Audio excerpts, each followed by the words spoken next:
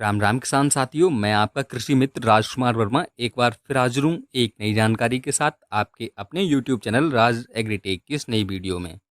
किसान साथियों, आज हम बात करेंगे धान की फसल में पहले स्प्रे के बारे में कि धान की फसल में पहला स्प्रे हमें कौन सा करना चाहिए, जिससे कि हमारी जो धान की फसल है उसमें कल्लों की संख्या अधिक से अधिक बन सके, फसल एकदम हरी भरी और स्वस्थ होकर चले, जिससे कि हमें हमारी फसल से एक बेहतरीन उत्पादन मिल सके।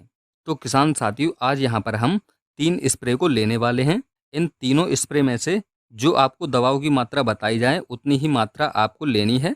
अगर आप बताई गई मात्रा का उपयोग अपनी धान की फसल में स्प्रे के रूप में करते हैं तो आपको अपनी धान की फसल में बहुत ही बेहतरीन रिजल्ट देखने को मिलेंगे। आपकी धान की फसल बहुत ही अच्छी तरह से स्वस्थ रूप से बढ़वार करेगी और अंततः आपको अपनी धान की फसल से एक बेहतरीन उत्पादन मिल सकेगा।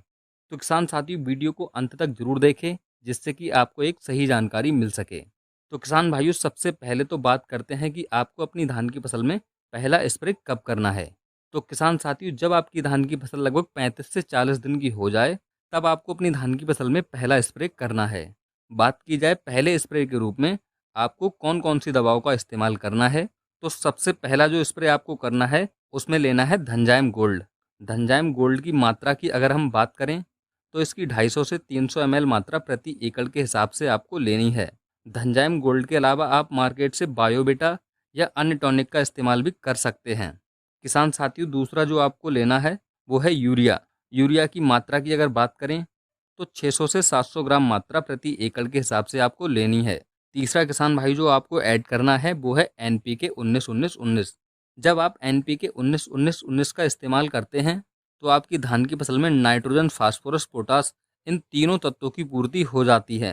किसान भाइयों, इन तीनों दवाओं का बहुत ही अच्छी तरह से मिश्रण बनाकर आपको अपनी धान की फसल में लगभग जब आपकी धान की फसल 35 से 40 दिन की अवस्था में हो तब आपको इनका स्प्रे करना है। किसान भाइयों, जब आप इनका स्प्रे अपनी धान की फसल में करते हैं तो 3 से 4 दिन बाद आपकी धान की फसल में बहुत ही ज़बरदस्त रिजल्ट आपको देखने को मिलते हैं। आपकी फसल बहुत ही अच्छी तरह से ग्रोथ करके चलती है, जिससे कि आपको अपनी धान की फसल से एक बेहतरीन उत्पादन देखने को मिलता है।